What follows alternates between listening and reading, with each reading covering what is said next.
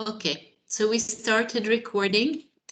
Hi to everybody who's joined us and in the chat.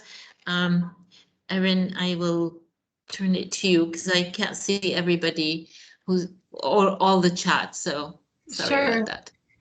Good morning, good afternoon, everyone, and welcome to this Global Nutrition Cluster Satellite session. Thank you for joining, and for those of you who this is the second one of the week, some of you just joined and maybe are finishing the earlier one. This event is the Intersectoral collaboration session, and we are very fortunate today to have some of our colleagues from Yemen talking about a Yemen-specific country example. But we will start off giving a brief global level update. And I am going to turn it over to my co-chair, David from FAO. I can't see if he's on video, to introduce our presenters. And just as Caroline mentioned at the beginning, in terms of housekeeping, we are recording this session. And if you have any comments, please do enter them in the chat. And also feel free to introduce yourself in the chat. We won't be taking time for introductions during the session due to the short timing. So over to you, David. Thank you very much, Erin. Can you confirm you're hearing me? Perfect. Thank you very much. Thanks a lot. Let me introduce myself first. My name is Davide Rossi. I'm part of the Global Food Security Cluster Support Team based in Rome. And I will go through the first two slides. I will give you the overview of the session and pass through the objective, and then I will take question and answer at the end of the sessions. So as Erin briefly mentioned, the session actually is divided into two. The first one will be taking us 20 minutes, and we'll have different speakers that will introduce the Global Nutrition Cluster Intersectoral Coordination Engagement. So a little bit of a history there, and then the structure of the ISSC, and what does it mean at global level. So we'll take question and answer after this session, and then we go to the second part, which is field-oriented, let's say, with 30 minutes from the country experience of intersectoral collaboration in Yemen. And then we'll have a question and answer session as well. And if I remember well, we'll have also a survey at the very end of the session. So stay with us because it's very important to get the surveys, as we know also in the food security cluster when we do our meeting, we always advise. So it's my pleasure to introduce the speakers as well. So for session one, we'll have Stefano Fedele, who is the Global Nutrition Cluster Coordinator. Will be followed by Linda Gates, who is the Global Health Cluster Coordinator. Then we'll have Caroline Abla, the Global Nutrition Cluster Intersectoral Collaboration Help Desk. And Yasser Ahmad, who is the Global Health Advisor for IMC, the International Medical Corps, who is presenting also on behalf of the Global WASH Cluster, which is called with Save the Children. For session two, we'll have our colleague Isaac Maniama, who is the Nutrition Cluster Coordinator in Yemen. So I will stop here and I will present the objective and then I will give the floor to Stefano. Next slide, please. It's on. I cannot see yet. Okay, now I'll see this. Yes. So the objective of both sessions are, the first one is raise awareness of the intersectoral collaboration work at global and field level. And then we'll have the second part, which will provide a concrete example of the country work of the intersectoral collaboration. And as I just mentioned, will be led by the Nutrition Cluster Coordinator for the Yemen experience. So I think that I will give the floor to Stefano, and thank you very much for your attention and welcome again. Thank you very much. Stefano Fedele, I'm the Global Nutrition Cluster Coordinator. And just this slide provides a brief overview the efforts that have been made to strengthen intersectoral collaboration. So really, there have been long-standing discussions, especially between the nutrition and the food security cluster, starting from 2012. And the need for intersectoral collaboration strengthening was also identified in the GNC strategy between 2014 and 16, and also between the following strategy in 17 to 20. Now, there was also the important meeting in Rome on promoting integrated famine prevention package in 4 countries at risk of famine, and initiatives were then brought forward in northeast Nigeria, Yemen, South Sudan, and Somalia. Now, in 2018, there was a group that was developed by co-led by the nutrition and food security clusters on promoting greater integration of approaches. Now, since then, additional discussions have taken place, and additional efforts also have been done to ensure that there will be a closer collaboration with additional clusters, in particular with the health and WASH cluster. And so this has led then to the current configuration, where we have different sectoral coordination. In each sector, we have an intersectoral coordination group or focal points that then also come together at the multi-sectoral level in an intersectoral platform. And this platform at the moment benefits mostly from contributions from the health, WASH, nutrition and food security clusters, but also is open to other clusters wherever and there is an opportunity to involve other clusters. These approaches are not necessarily a duplication of other intersectoral efforts conducted through OCHA, but they are more specific to develop country-level initiatives and regional and global strategic direction. Over to you.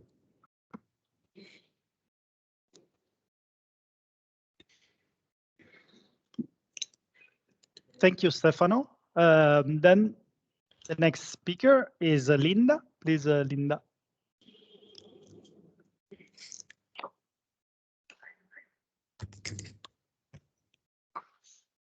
Hi, colleagues. So really, as Stefano was saying, full recognition that whether we're looking at nutrition outcomes, health outcomes, WASH outcomes, that all these require multidimensional focus. So it's really trying to find a way to come together on the common ground amongst us all while maintaining our respective lenses around that. So we're keen that this intersectoral platform is a kind of agile, dynamic, responding to priority needs, and that also is sufficiently flexible to address the sectorial needs that we all have, even though we're trying to bring this stronger kind of coherence to our work. From a GHC perspective, as Stefano has said, it's been in our strategy for quite some time that we should strengthen both intercluster and multisectoral collaboration to achieve these better health outcomes. And we've made a start in that, particularly with WASH cluster, where we've developed a joint operational framework for cholera. We've done similar work with protection around how health and protection can enhance our work. And we have had some input into some of the earlier discussions around nutrition, particularly around some of the nutrition training package that was developed at global level. And as you'll see later today, in this session, the kind of rollout at country level, there's been quite a lot of dynamic engagement by the clusters at the country level, but joining this up in a way where we have a common understanding and kind of what the chapeau is and how we work intersectorially, and then how we support from a technical, operational and coordination perspective is where we want to move forward to that. I'd like to say that well, I should be honest and say that health participation in these discussions has been a bit erratic over years, largely because of limited capacity. But from what we've seen being put forward by the way nutrition has shaped things, we've learned quite a lot from that. And I think across the 4 clusters, we're using the kind of the way nutrition has shaped some of this activity as a model to move forward. Excuse me. But I think what's really acted as a spur within health, not only from Ebola outbreaks, but particularly COVID-19, excuse me, I have a cold. There's been multiple reviews and recommendations done about the need for further intersectorial work moving forward. Sorry, I'm going to lose my voice in minutes, just one moment.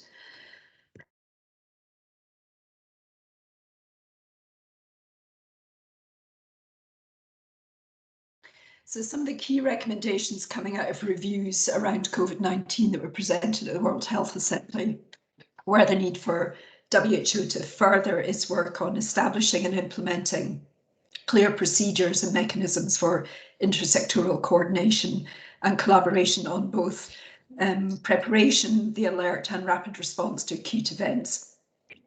And that requires also to strengthen existing operations through the Global Health Cluster, emergency medical teams, GORN, and other relevant networks. And you, as the Global Nutrition Cluster, the Global WASH Cluster, Food Security and others, are those other relevant networks. So there's very much an impetus for us to move this work forward.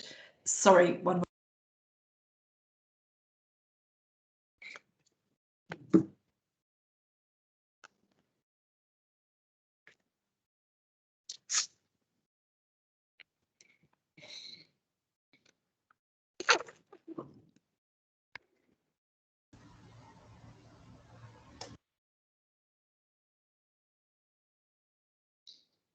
I don't know if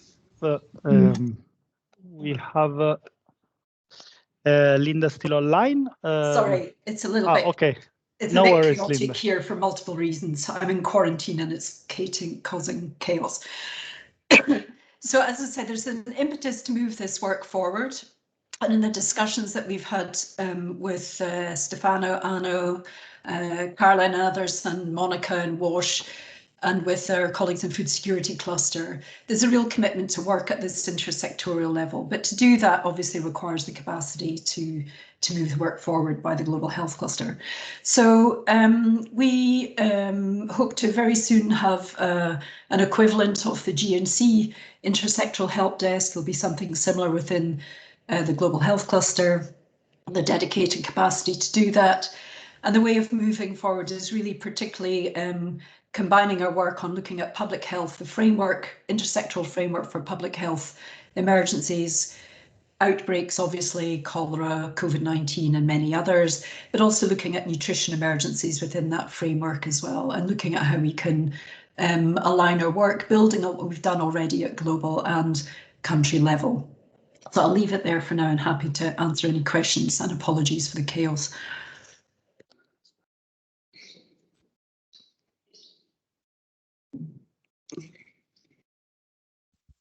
Thank you very much, Linda, and no worries at all. We understand the constraints in this period, so that was very well understood, and we could hear you very clearly. So next one will be Caroline. Please, for you is the floor. Yes, thank you. I'm sorry, I can't put my camera on. First, yeah, the internet isn't very good, and I just really want to stay with you for this presentation. So the next part is talking about the GNC and ISD at the GNC. And like we talked about before, the help desk started in 2019. And basically what the help desk is doing is really focused on capacity building, documenting and learning, and day-to-day remote technical support on IAC to clusters and sectors at country level. And recently, we have developed a working group on IAC at the GNC, and this group really is to assist the GNC in developing a sectoral perspective and priorities on how to best collaborate bilaterally and multilaterally, and really to try and maximize opportunities for collaboration, not only with the 3 other life-saving clusters, but sectors also, but also bringing in protection and others as we get a little bit stronger. And this working group is going to also be assisting in reviewing or developing guidance and as we respond to the demands from the field. Okay, so some examples of the collaborative work that we've been doing together. There is a with the other donors, there is a virtual meeting that is happening in October that is co-hosted by BHA and the 4 life-saving clusters.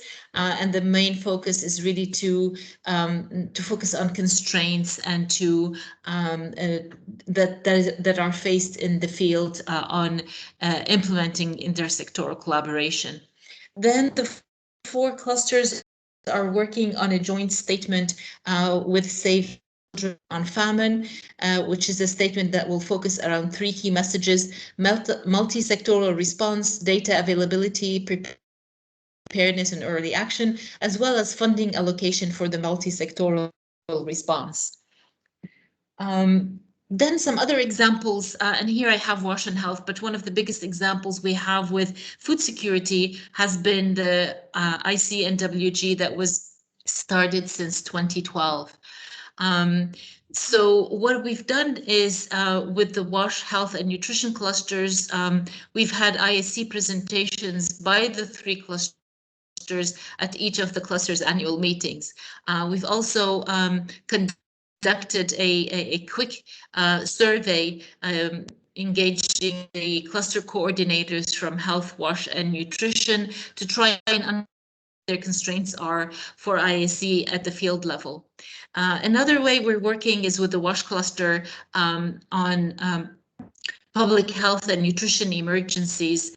And Yasir will discuss this in the next slide, but also with them on other integrated work streams that they are doing. I'll turn it over to Yasir. Thank you, Caroline. As we are looking into integration and coordination remains the key aspect of the GWC roadmap. The idea with an aim to enhance, trigger the systematic integration among the key sectors with WASH at global, national and subnational levels for integrated public health responses and the general emergency responses. Hence, the initiatives are to be panned out in the coming 4 years. The initiatives revolve around a joint operational framework with the help of intersectoral work streams, the key existing internal and external initiatives for integration in public health and general emergencies. Considering the level of engagement as the central importance, a phased approach is adopted to look into intersectoral gaps, turning them into valuable resources for future integration and effective delivery of the public health and emergency responses. A joint operational framework is thus to be developed with the help of intersectoral work streams and key existing initiatives for better integration and coordination of especially the public health emergencies. The development of plan evaluating the integrated response during the public health emergencies, promotion of integrated multisectoral evidence generation from our work on ground to inform on the advocacy and fundraising, Achieving the SDGs remains very important related to WASH, health and nutrition, requires new way of working, partnerships and greater innovation for enhanced sustainability. Hence, we look forward to be working with you all in the future on the common goals, involving expanding the intersectoral expertise and incorporating the interdisciplinary approaches to achieve public health outcomes. We need to revisit our approaches and collaboration that remains critical for reducing disease burden and producing various health, social, and economic benefits. Back to you, Caroline. Thank you.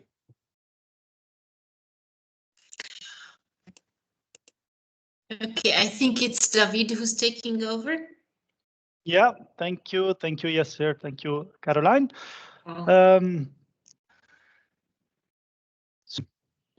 With having a quick opening for the participant and on the Q&A session. So if you would like to ask any question to the panelist, please raise your hand and you can directly come in and ask the question. Please introduce yourself and also let us know who is the person to whom you would like to address the question. Thank you very much. I see one hand up, and so I will invite the colleague to Marielle. Please, over to you.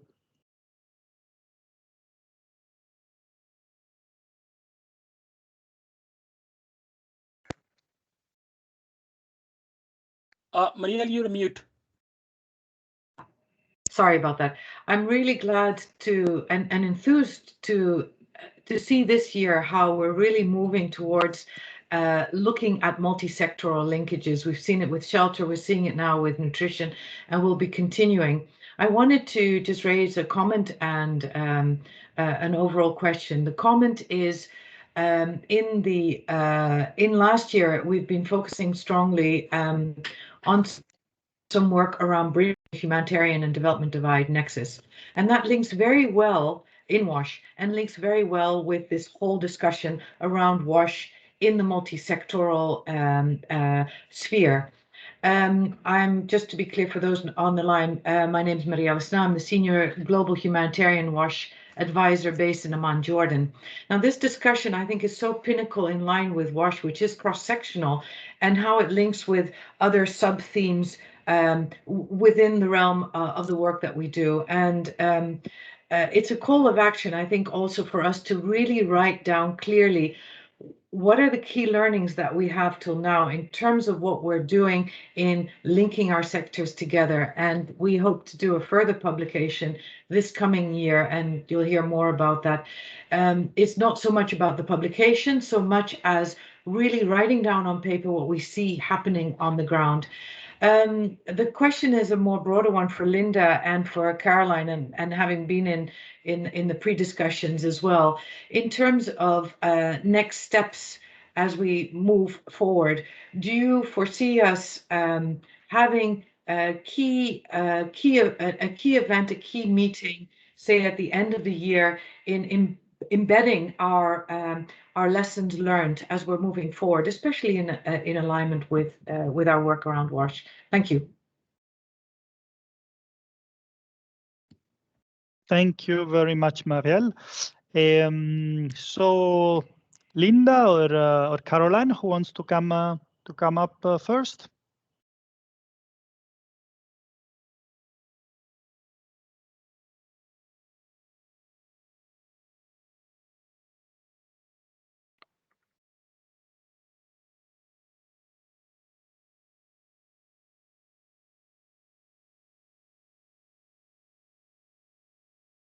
Sorry, I have to exit out of the full screen of the presentation to be able to unmute and speak.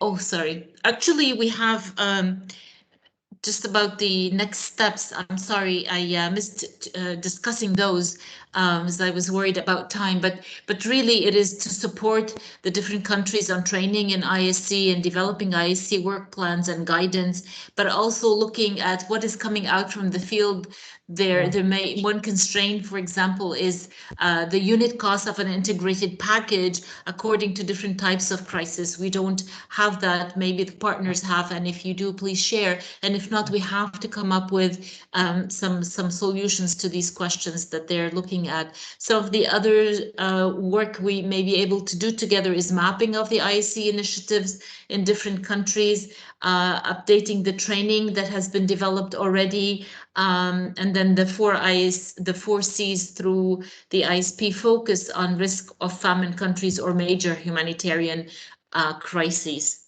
I don't know if that is responding to your question. I'm just concerned about the time. So I was, yeah, anyways. No, it does. Thank you. And as I wrote also in the text, having those case studies will be critical moving forward. So thank you, Grant. Yes. Linda?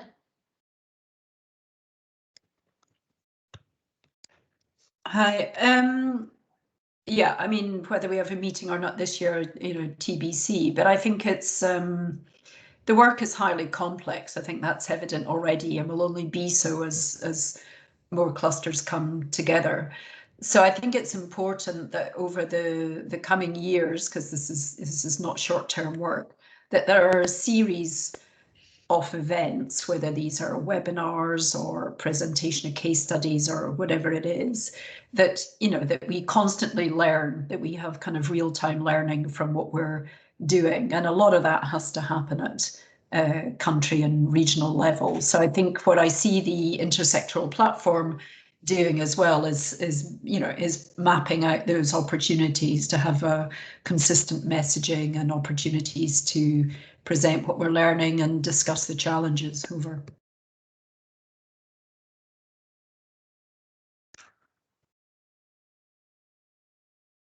Thank you, Linda, and thank you, Caroline. So I see another hand raised, which is Stefan Williams. Please, Stefan, your name, organization, and please, your question. Thank you very much. Yes, hello. My name is Stephen Williams. I work for the Sun Movement Secretariat in Geneva, and I'd just like to maybe address what Snell was saying before, that yes, indeed, that there is a need to also look at that the intersectoral coordination, and then of course then the I would say the humanitarian development nexus and the linkages that there can be there. And we are already working very closely with the Global Nutrition Cluster for a number of years now. The Sun Movement obviously has now 10 years of intersectoral coordination experience, and I can just agree with everybody that it is very complex. So we may have a few pointers and a few hints as well, and I definitely think that we will continue and hopefully intensify our collaboration to be able to pool all the experience, or the competencies, or the resources to try and have that holistic impact on nutrition, from emergencies to more sustainable and resilience building. So I just wanted to highlight that nexus work is already happening between Sun and GNC. Thank you.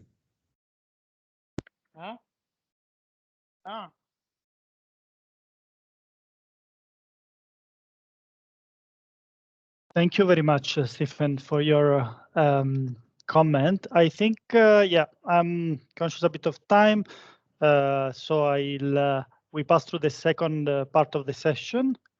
I see that there was also a question on the chat box regarding Yemen, so we are going to Yemen, and maybe we'll come back to this question. So over to our colleague Isaac, who is the Nutrition Cluster Coordinator in Yemen. Isaac, the floor is yours. Good afternoon, good morning, colleague. It's a pleasure to share with you some experiences in Yemen in terms of multi-sectoral collaboration. And as you know, I think in 2018, 2019, Yemen was in a situation where crisis, of course, the food security crisis was almost evolving into kind of famine, and there was a lot of effort to bring stakeholders together, and particularly the 4 clusters: nutrition, health, wash, and food security, in order to see how we can work together, plan an integrated response strategy in order to prevent, famine. So I wanted just to share with you on how that kind of strategy has evolved over the last 2 or 3 years, and maybe learn from the experience from Yemen. So basically, and this is the main objective, is just to share with you the practical steps and the procedures or actions which you have been undertaking to plan and scale up a multi-sectoral response, and mainly, of course, try to share some of the coordination skills and experience in nutrition coordination. Next. So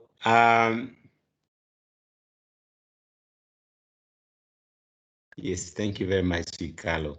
So we have 2 models in Yemen which we wanted to share with you today. The first one is the one we call the intersectoral collaboration, the I4RR model, which I was trying to explain earlier. This model was developed between 2017 and 2019, and it was of course involving those 4 clusters, mainly focusing on households, community, and of course having specifically some kind of a package for each of the 4 clusters. It also brought all the stakeholders together, particularly the 4 clusters, and of course the rest of the humanitarian partners who are implementing humanitarian activities by then. It was, and I think maybe this is one of the main issue here, it was based on multi-sectoral vulnerability, meaning that in any of those areas which were being planned to be supported or to integrate and scale up the integrated famine risk model, it should have certain levels of vulnerability linked to farming. And because of that, we developed a common strategy in order to see how that can be scaled up. Next slide.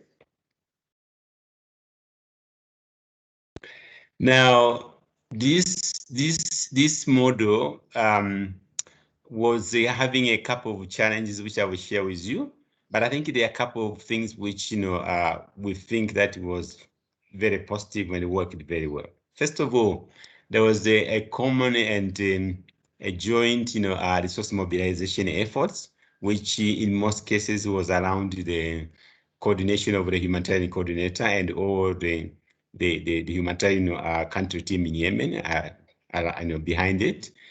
Second, there was also very good and support from the donors. Donors, particularly main donors, had very strong interest. We had a couple of meetings with donors with the 4 clusters on a quarterly basis, and some of us were going to Amman for those quarterly meetings, I think until the end of 2019. And of course, there was also joint monitoring and reviews, and of course, reflection, which involved all the other clusters. But there were a couple of challenges, which is coming to the next slide. Next slide. I think one of the challenges where the slide is coming, there was an issue related to the I4RR perception. It was rolled out, I think, in 2017, 2018. There was a perception that this, I4RR was something different from the routine, the normal programming which was going on, and in some situations was being considered as a project. So it had a couple of challenges in terms of operationalizing it on the ground. And secondly, it focused on in areas where we had the highest needs in terms of priority. We call them prioritized districts because of having the highest vulnerabilities in health, in nutrition, in wash, and also the other challenge was this, that in order for it to work very well, you need to have adequate funding for all the clusters. And we had such kind of example, I think in 2019, where we focused in some limited number of districts, and we have to have, funding for all the cluster, for the 4 clusters, adequate funding for all the clusters. And also, there was also challenges with the coordination at the hub level, and the other challenge, which I think is also very, very, which came up and really hampered in terms of the rollout of the strategy, was the sensitivities of the word famine. Because in some area where you go, the authorities may tell you guys, we don't have famine here, and so it was very, very sensitive, and we had to change in terms of the wording and in terms of the terms which we are using. So this is one of the example. This map is actually, trying to, portray or show the prioritized areas. You can see, for example, this is 2019. Out of the 300 districts, and I think a couple of them, over 100, was having challenges with the food insecurity, challenges with nutrition, but we focused only in 45 districts, and these districts were having the highest vulnerability in terms of people living in a kind of famine situation. So the rest of the area, all those areas which are actually, not, highlighted, it doesn't mean that they were having, very, good situation in terms of food security, in terms of nutrition, in terms of health, but we are not actually, prioritized in terms of scaling up of the multi-sectoral response. So we only focused in those 49 districts, and I think this is one of the major, issue which we learned, and of course, compelled us to think beyond that in order to see what's the best approach in case we need to, reach as many areas as possible. Next slide. So in the next, so because of this, some of those challenges which I mentioned, last year we had this was an IPC analysis which was done by Nutrition Cluster here in collaboration with all the partners, of course, led by FAO and other stakeholders. We realized that during the analysis we had a number of districts, over 100, I think in 92 districts, where the nutrition situation was classified as deteriorating. Now, the nutrition cluster and the stakeholders, particularly the government, meaning the Ministry of Health, were tasked to scale up responses in these areas in order to address, of course, address the deteriorating nutrition situation. So in this case, it means that we had to take leadership in terms of, ensuring that we bring the other clusters together in order to move forward and support nutrition services, and of course, other sectors, particularly wash and health and food security in those areas. Next slide. By the way, before for the next slide, this slide is just given as an example, this map, because it is not depicting the 100 and the 92. But I just wanted to flag the importance of the sectoral kind of analysis, which was highlighting biggest number areas where we needed to scale up nutrition. Next slide.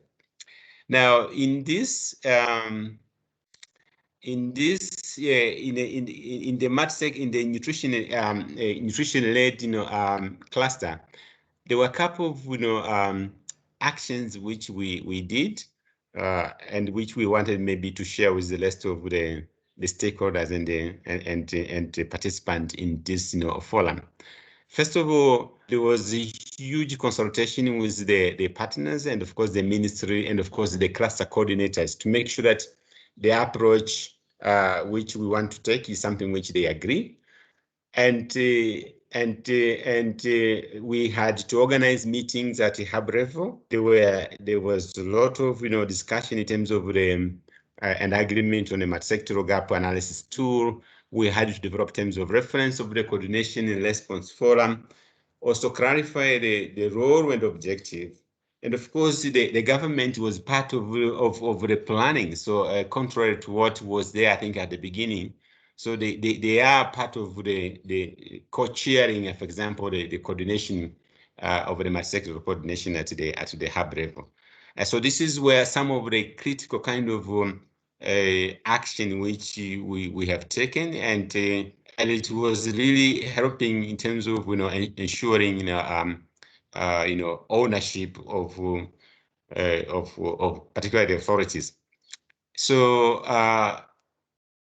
we have also completed the multisectoral analysis tool currently, and of course we have conducted the multisectoral response and the commitment of partners in terms of what they can do in their operation areas, and of course agree on the monitoring indicators and the frequency.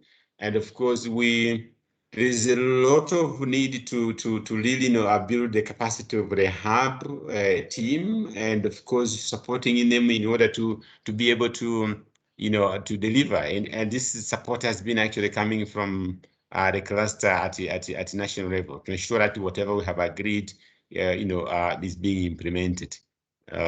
Next slide. Maybe one thing before for the lessons learned.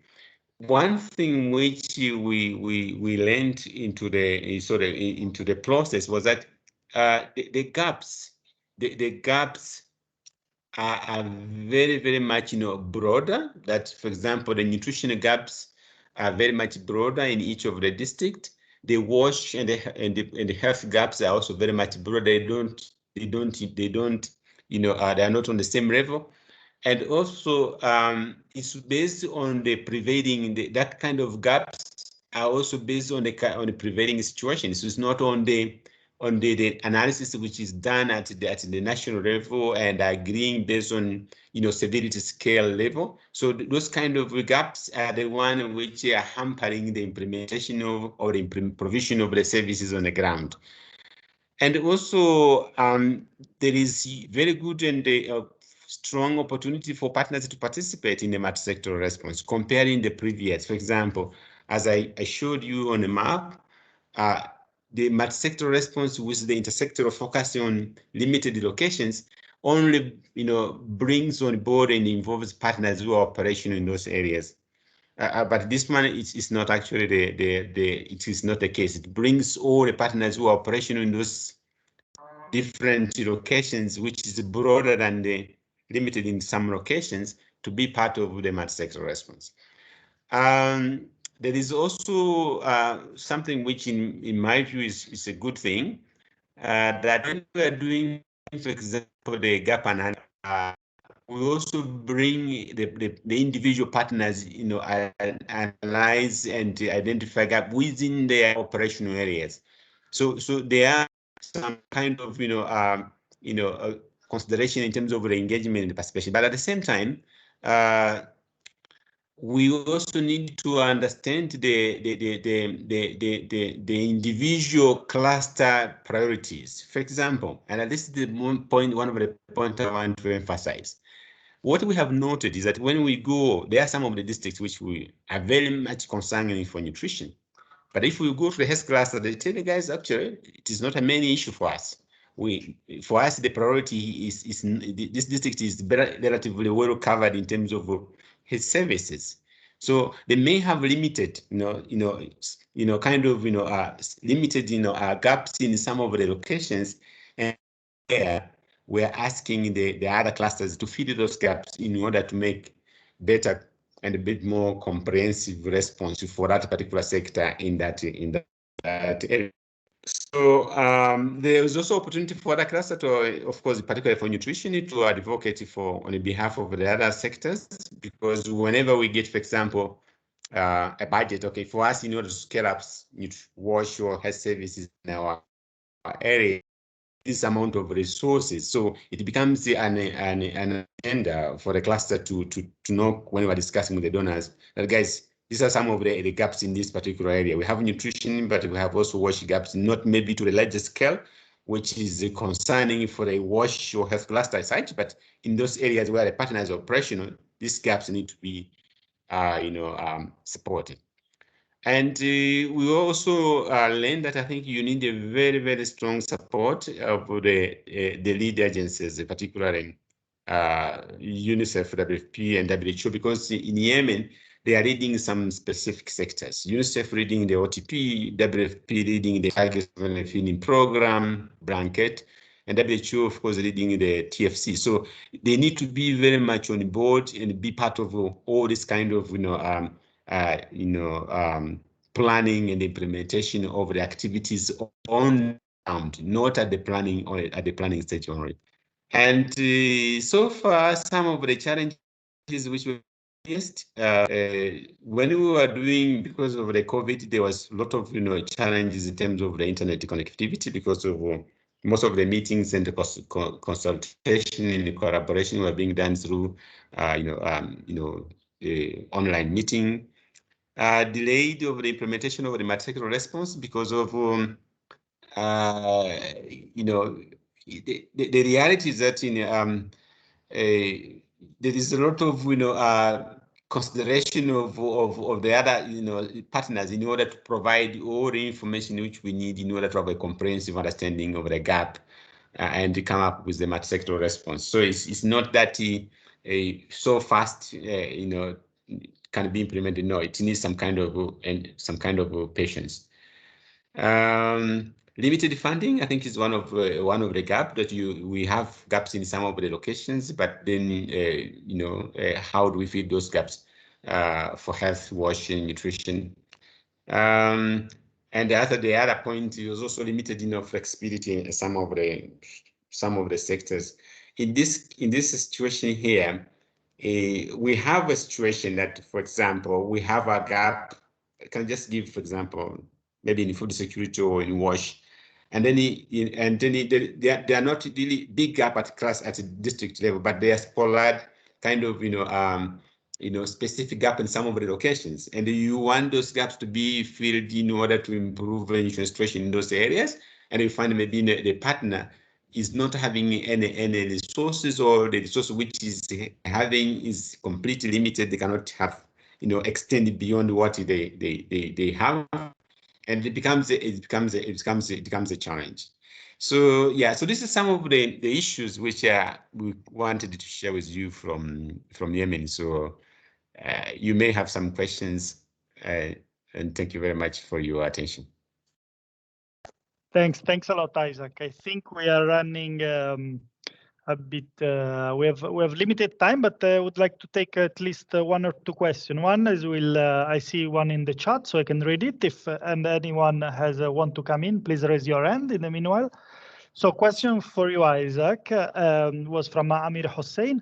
Was wondering that when NGOs or implementing partners have the mandate of only one or two of those 4 areas, let's say that one NGO, for example, has expertise only in nutrition and WASH or only in health and nutrition, how does it work when we are looking for intervention for all the 4 areas? So Amir Hossein was wondering if there is creating any challenges for offering integrated packages, for example, on the response support, and if so, how was that addressed? Over to you. Can you repeat the first question? Is about if I got it very well, he was asking that if you have a partner is implementing only in 2 sectors, and there are gaps in the other sectors, what do we do? Is that a kind of a fair interpretation? I believe it's so, but I see Amir Hossein on the screen, so please, Amir Hossein. Yeah, first of all, greetings, Isaac. I think long time we've been working together in Ethiopia, Addis Ababa. It's great to be connected. Yeah. Good And to see you. Yeah, I just wonder, Isaac, I don't want to take much of time, but I just wonder that often there are NGOs that they're not having expertise on a scope of work on all 4 areas. So, I mean, some of them are only focused on one or two. So in the context that we are promoting and trying to bring together integrated response approach, this may face difficulties as some NGOs can cover one or two areas, some others cannot. If that has been a challenge for you, and if yes, how you've managed to bring that together to provide synergistic response given in a district in the areas that you're planning to have that integrated approach response. Thank you. Thank you very much, Mohammed. It's really a pleasure to see you again after almost 10 years, I think, since we were together in Ethiopia. So basically, yes, I think the question is very, very much relevant. Of course, in the context of Yemen, it happens that in some of the districts where we are scaling up responses, you may have either one or two partner who are maybe strengthening responses, or of course on either wash, health, or food security, but not the other. So what we do is that we normally advocate during that kind of coordination meetings with a partner to ask them to scale up services in those areas for those one who are capable. But also the other advantage that most of the service here in Yemen, for example, I can tell you 90% of the SAM management in Yemen is managed by a government system. So the NGO are only supporting 10%. So most of the areas you find that there is, at least the government system, they may be weak, and that's why we need them to be strengthened and supported. They have WASH services, not to the level we would like, and that's why we normally mobilize and push partners to scale up services. So the same also for health. So yeah, so that's what we normally do, to try to fill that gap. Over. Thank you very much, Isaac. Maybe quick intervention. I see one hand up from Gordon. Gordon, please. I think we're running late. I think what we can also do is take down these questions and have if they are to Isaac, then he can respond to them. Because there is a session coming up next, and I think most of the people on our session want to go to that. I just wanted to flag that. Maybe if you can, Karen, if you can maybe allow Gordon, because Gordon is one of my colleagues here, the cluster coordinator from Food Security. Okay. No, thank you very much. It was just to sort of buttress what Isaac was saying very quickly, that we have like 3 different approaches whenever NGOs do not have that expertise to cover all the areas. And one of them, of course, is to the fullest extent possible, converging geographically in the same area at a community or a household level. So you have 2 NGOs with different mandates, with different expertise, but targeting the same communities, the same households. Then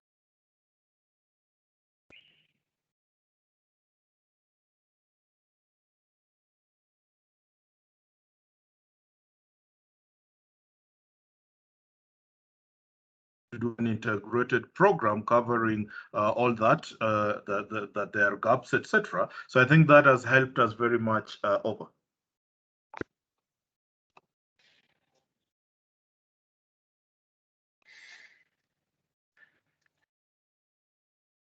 Thank you very much, Gordon. Caroline, back to you for the closure. I see that there are also requests for sharing the link for the next session on the chat. So over to Erin, maybe. Okay, I think. Oh, it's in the chat already, Caroline, and yes. I think just to say thank you so much, everyone, for your contribution. Sorry to wrap up quickly. We're going to launch the evaluation. Yep, there is a quick evaluation. So if you could please just quickly answer, it's just 3 questions. So if you could that really helps us to understand how to better plan these satellite sessions. So the poll is up in the chat. If you could quickly vote before you see it? Connect.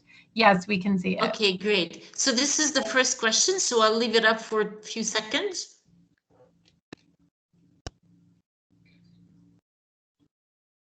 So we can see 10 people voted. Keep voting.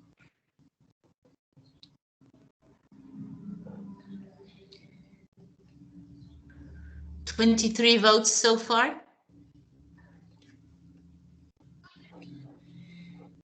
Yeah, those of you who maybe started to listen or to try to connect to another session, if you just take less than 1 minute and quickly choose, and just remember that option 5 is the highest or the best ranking. We had some confusion about that. Yeah.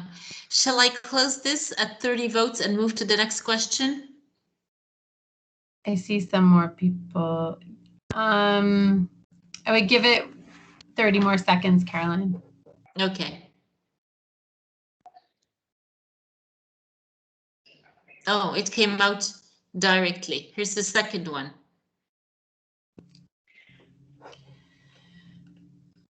Okay.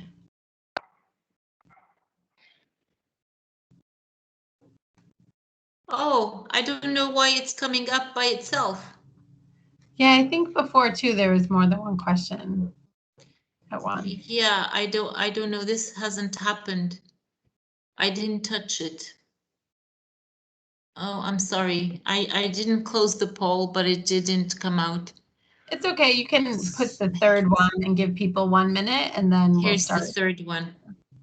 But the second one was about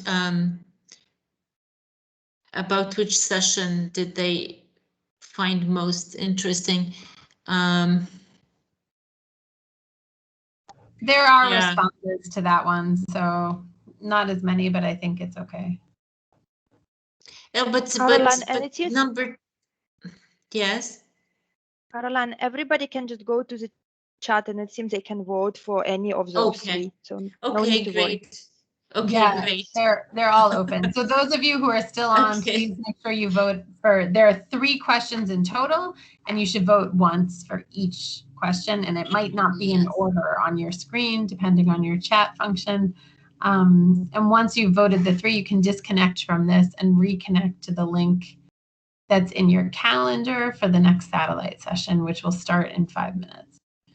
Thank you, everyone, for joining today. And thank you to all the presenters, and particularly for the experience from Yemen, which was really interesting to hear. Thank you, everybody. Thank you, Eileen. Thank you, everyone. Bye.